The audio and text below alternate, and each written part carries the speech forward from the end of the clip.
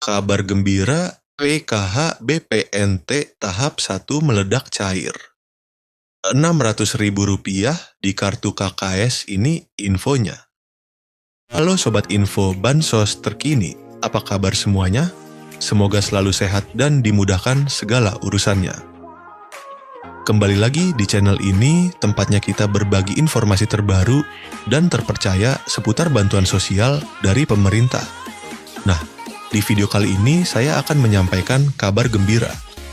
Karena tepat hari ini, bulan Maret 2026, ada banyak sekali bantuan sosial yang cair untuk masyarakat penerima manfaat. Jadi, silakan disimak baik-baik, jangan sampai ketinggalan informasinya. Pertama, program Keluarga Harapan PKH. PKH kembali dicairkan untuk berbagai kategori. Mulai dari ibu hamil, balita usia 0 sampai 6 tahun, lansia di atas 60 tahun, penyandang disabilitas berat, hingga anak-anak sekolah dari tingkat SD, SMP, sampai SMA.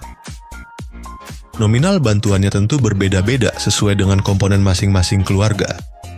Pastikan dicek melalui buku tabungan atau ATM di Bank Himbara, yaitu BRI, BNI, Mandiri, maupun BTN.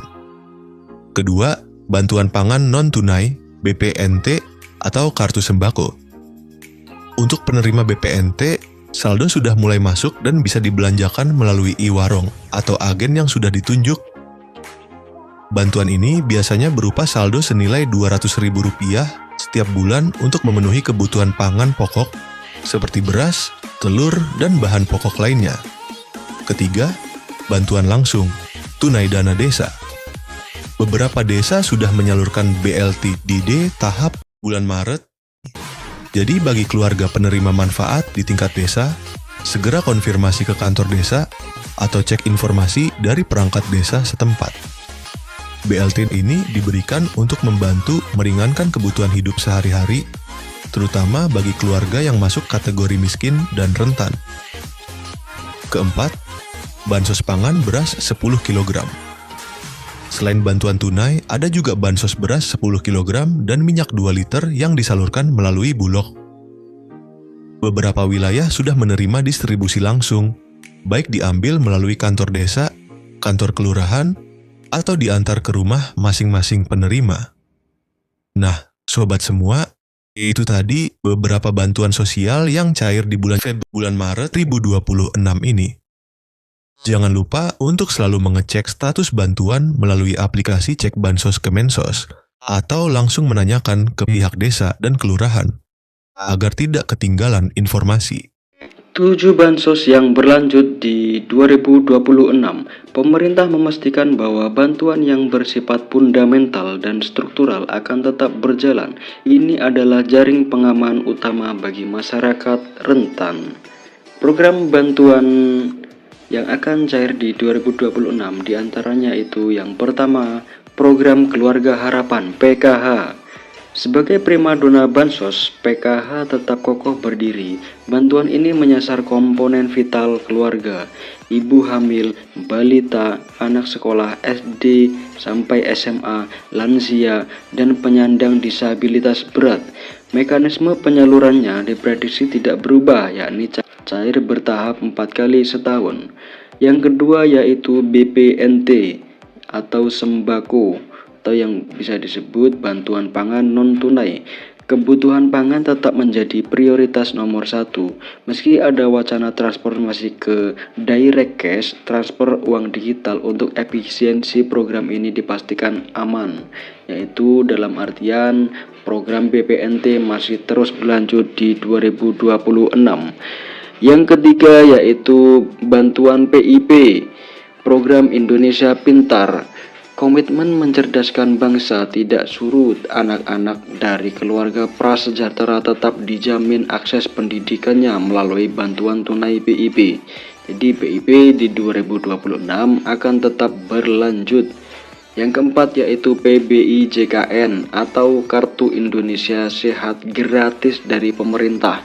Kesehatan adalah hak dasar. Subsidi iuran BPJS Kesehatan bagi 40% penduduk termiskin tetap ditanggung penuh oleh negara. Bantuan beras 10 kg.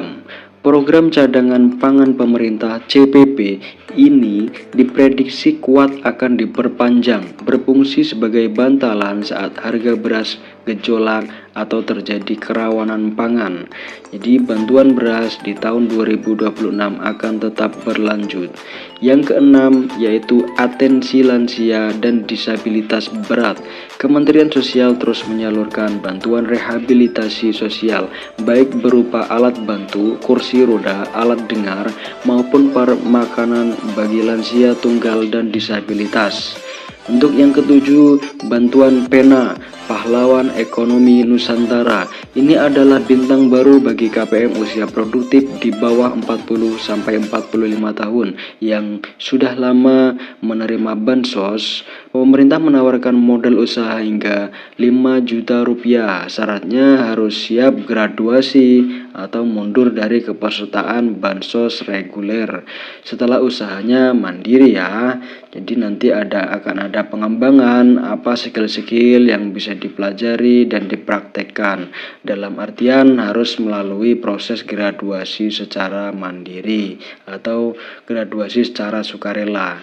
Tidak semua kabar itu manis ya. Ini dia yaitu kabar di tahun 2026 menjadi akhir perjalanan bagi bansos yang sifatnya ad hoc atau sementara.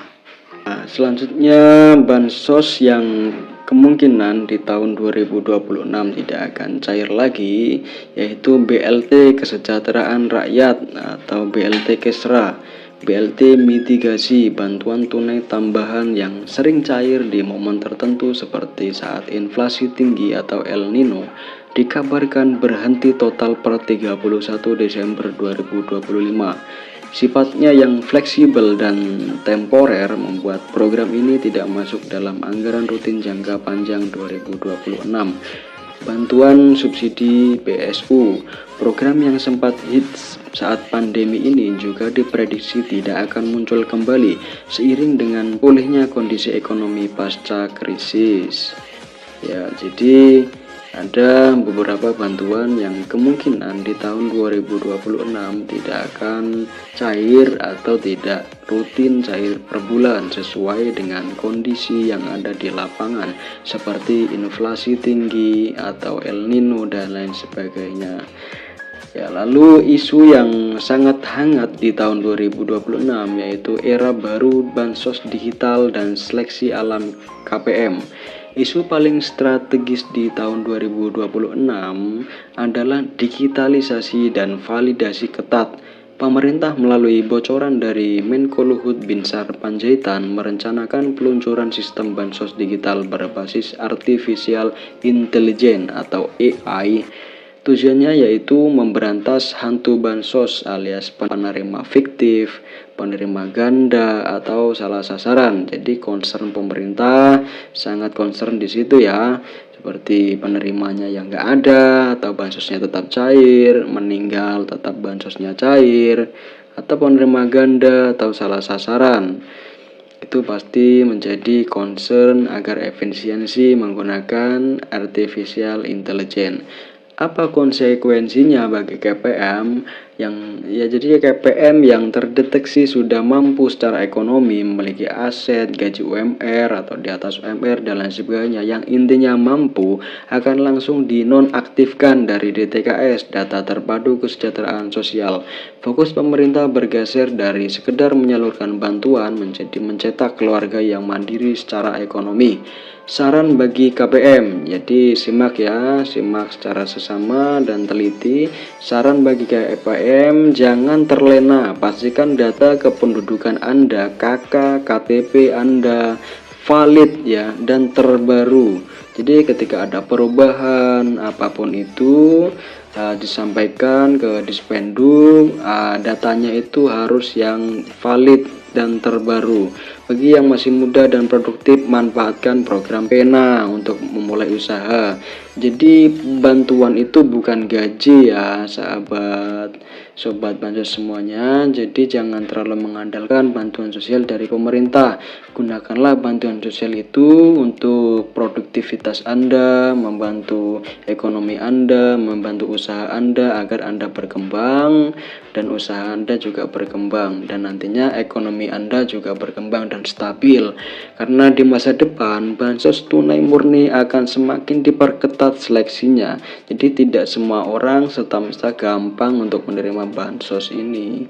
Ya, mungkin itu saja pembahasan dari saya. Jika pembahasan saya kurang jelas atau sobat semua ada pertanyaan yang seputar bansos, saya selalu terbuka. Ya, mungkin itu saja dari saya. Kurang lebihnya mohon maaf apabila ada kata-kata yang kurang berkenan.